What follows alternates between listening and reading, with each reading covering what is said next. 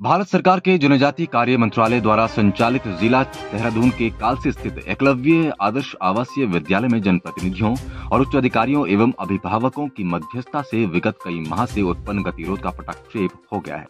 प्राचार्य doctor GC. Badoni और प्राचार्य सुधा पेन्युली ने विद्यालय पहुंचकर अपनी उपस्थिति दर्ज कराई है। बता दें कि एक ओर जहां विद्यालय संचालन में पिछले 6 महीने से अवरोध उत्पन्न करने और प्रमुख सचिव समाज कल्याण को लिखे एक पत्र द्वारा एकलव्य विद्यालय कालसी के प्राचार्य डॉक्टर जी.सी. बडोनी एवं उप प्राचार्य सुधा पेन्युली पर बिना जांच किए अनियमितता एवं भ्रष्टाचार के बेबुनियाद आरोप लगाए गए थे, जिससे क्षुब्ध होकर वो 8 सितंबर को अपने उच्च अधिकारियों को लंबी छुट्टी का प्रार्थना पत्र देकर चले गए थे और साथ ही प्राचार्य डॉक्टर जी.सी. बडोनी ने अपने को कार्य मुक्त करने का भी निवेदन किया था, जिसके चलते लगभग 3 सप्ताह से विद्यालय संचालन में गतिरोध उत्पन्न हो गया था, जिससे अभिभावकों की चिंता बढ़ गई थी। लेकिन अब एकलव्य विद्यालय में चल रहा गतिरोध खत्म हो चुका है।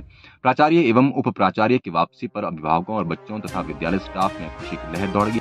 इस प्रकरण पर एकलव्य विद्यालय के प्राचार्य डॉक्टर जी.सी. बडोनी ने मीडिया से बातचीत में कहा कि उन पर अचानक से लगाए गए आरोप से वो स्तब्ध थे, जिसके चलते विद्यालय छोड़ने का निश्चय किया था। 12 वर्षों से एकलव्य विद्यालय को अपने अनुभव और जानकारी के आधार पर जो कर सकते थे वो किया, जिसका परिणाम सबके सामने है। जिसमें उन्होंने ये भी जानकारी दी कि अभी हाल ही में 4 छात्रों का चयन IIT के लिए हुआ है और वो सुखद है। उत्तराखंड समाचार के लिए विकास नगर से विजयपाल सिंह भंडारी की रिपोर्ट। जो हमारे अभिभावक परिवार है, जितने यहाँ पे हम गार्जियन लोग हैं 420-25 के लगभग, ये सब उनका एकता का और आपसी भाईचारे की जो जीत हुई है। हम कहते हैं मासूम महाराज का आशीर्वाद हुआ, सच्चाई की जीत हुई। जिस प्रकार से एक ईमानदार और एक कर्मशील व्यक्ति को जिनके बदौलत आज इस विद्यालय की पहचान बनाई हुई है, उनको परेशान करने का काम किया गया उच्च अधिकारियों के द्वारा, आज उनको एक बहुत तगड़ा झटका लग गया कि एक ईमानदारी, आप कुछ भी कर लो, ईमानदार सच्चाई कभी छुप नहीं सकती।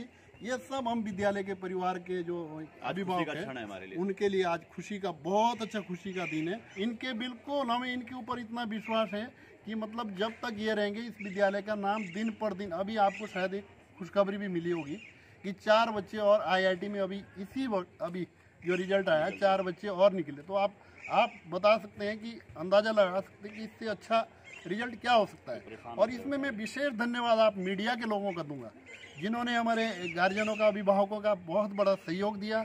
हमारे बार आप विद्यालय में आए, हमारे धरने को, हमारे प्रार्थना पत्र को जो शासन प्रशासन तक पहुंचाया, ऊपर लेवल तक पहुंचाया, हम सबका धन्यवाद करते हैं। हो सकता है हमारे मुंह से गार्जियनों को गुस्से में किसी को, अधिकारी को, किसी नेताओं को अशब्द बोले जाते हैं, स्वाभाविक है। जब बच्चों का भविष्य खराब लगता है कि भाई बच्चों का भविष्य खराब होने जा रहा था, तो हमें किसी भी राजनेता को या अधिकारी को, कोई हमारे विद्यालय परिवार से कोई अशब्द बोले गए होंगे तो उसके लिए हम क्षमा प्रार्थी है और उनसे एक बार पुनः निवेदन करेंगे कि विद्यालय में अपना आशीर्वाद और ईमानदारी से सहयोग करने का। जिन परिस्थितियों में हम लोगों ने विद्यालय छोड़ने का निश्चय किया था, वो परिस्थितियाँ बड़ी दुखद थी।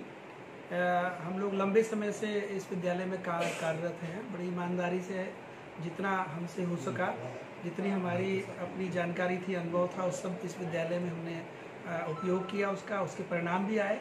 लेकिन बीच पर दुर्भाग्यवश कुछ ऐसे आरोप हम पर लगाए गए, मुझ पर और उपराचार्य पर, कि ये भ्रष्ट हैं और इनकी वजह से विद्यालय का जो माहौल है और जो छवि है वो ख़राब हो रही है। तो ये तो 12 साल से ज़्यादा हो गए हम लोग यहाँ पर अपनी सेवाएं दे रहे हैं। तो मीडिया भी ही जानता है, जन प्रतिनिधि भी जानते हैं और सभी जो हमारे अभिभावक हैं, क्षेत्र के लोग भी जानते हैं कि हमारी वजह से छवि खराब हुई है या हमारे कार्य से या हमारे प्रयत्न से और सबके मिले जुले प्रयास से विद्यालय का नाम ऊपर हुआ है। तो थोड़ा सा हमने जीवन भर पूरे देश में घूम कर जहाँ भी अपनी सेवाएं दी, बड़ी ईमानदारी निष्ठा से दी, और अपने घर में उत्तराखंड में आकर के इस तरह के आरोप जब लगते हैं तो बहुत दुख होता है और उसी के चलते हमको जो है विद्यालय से छोड़ना पड़ा। हमने निवेदन भी किया कि हमको कार्य मुक्त कर दें, है ना, और हमारी जांच कराएं उसके बाद जो है, लेकिन हम इस सिस्टम में रहना नहीं चाहते थे। ऐसा करके हमने 8 तारीख को विद्यालय कैंपस छोड़ दिया था और एक छुट्टी की एप्लीकेशन दे करके, और साथ में ये भी निवेदन किया था कि मुझे कार्य मुक्त कर दें, और उपाचार्य ने किया था कि वो डेपुटेशन पे आई हुई है, वो अपने एजुकेशन डिपार्टमेंट वापस कर दें।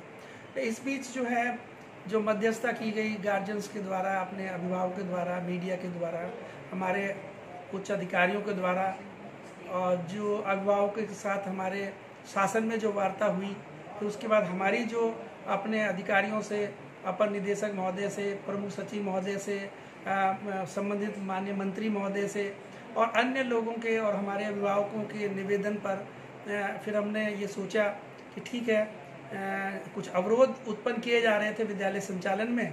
तो हमारे जो अधिकारी हैं, शासन में हैं, माननीय मंत्री जी हैं या प्रमुख सचिव जी हैं, अपर निदेशक, उनके द्वारा कहा गया कि भविष्य में जो है जो विद्यालय का संचालन होगा उसमें कोई गतिरोध उत्पन्न नहीं होने दिया जाएगा।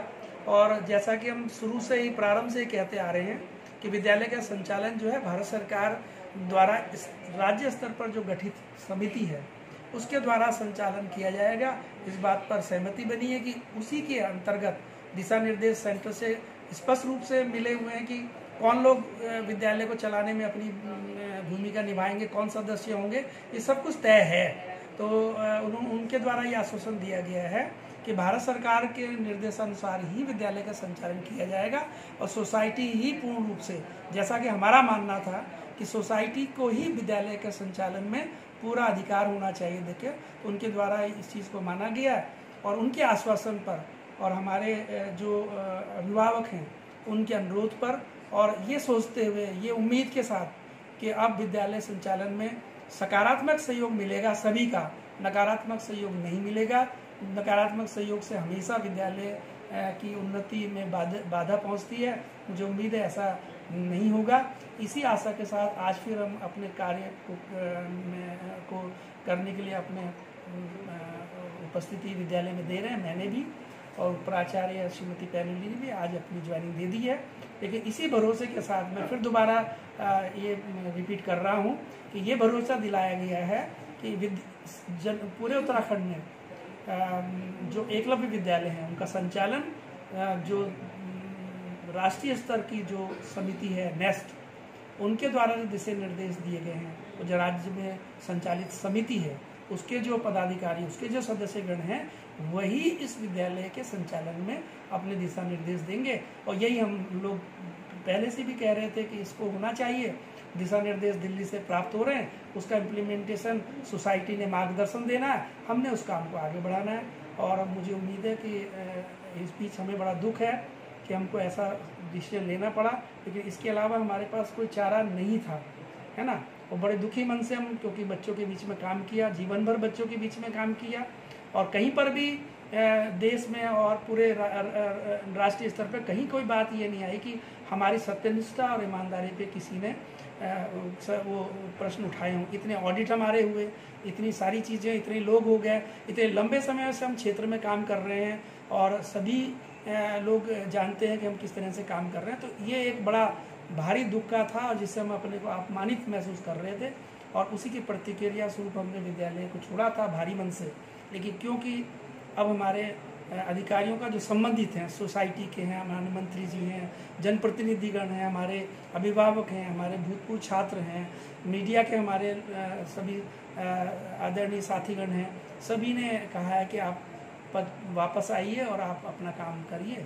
इसी आश्वासन पर हम यहाँ पे आए हैं और मुझे उम्मीद है कि हम जिस तरह से काम कर रहे थे उस तरह से करेंगे और हमें काम करने दिया जाएगा। उनके पास जो कमाई है वो एक अपनी ईमानदारी और सत्यनिष्ठा है, और जब हम किसी प्रोजेक्ट में ईमानदारी, सत्यनिष्ठा और अपने उत्साह के जुड़ते हैं, और जब इस तरह के आरोप लगाए जाते हैं तो और बिना जांच किए हुए और बिना उसके वो है कि कोई जांच नहीं हुई, कोई वो नहीं, और किसी के कहने पर, और वो हमारे कोई अधिकारी जो सक्षम है, जानते हैं सब चीज़ों को, हमको भी जानते हैं, हमारे कार्य प्रणाली को भी जानते हैं, और अचानक से इस तरह का अगर आरोप लगा दें तो मुझे तो बहुत ही आश्चर्य है कि ये आरोप क्यों लगाया गया, उसके पीछे मंशा क्या थी।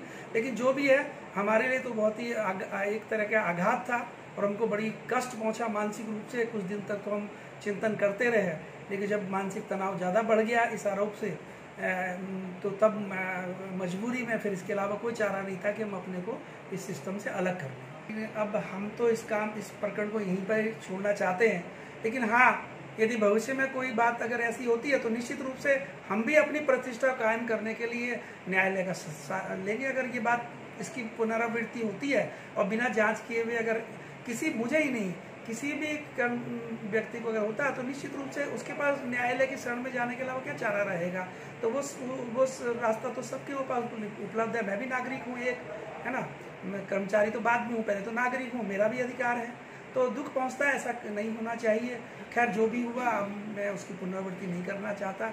अब हम आगे का रास्ता देखना चाहते। कुछ दिन बच्चों का नुकसान हुआ, यहाँ तो एक एक दिन की प्रगति पर हम विश्वास करते हैं। यहाँ इतने दिन हो गए हैं बाहर, विद्यालय से बाहर, तो पूरी कोशिश करेंगे। पहले तो ये है कि वो जितने दिन का क्षति हुई और अपने उत्साह के साथ यदि हमको काम करने दिया जाएगा तो हम निश्चित रूप से उसी उत्साह के साथ काम करेंगे।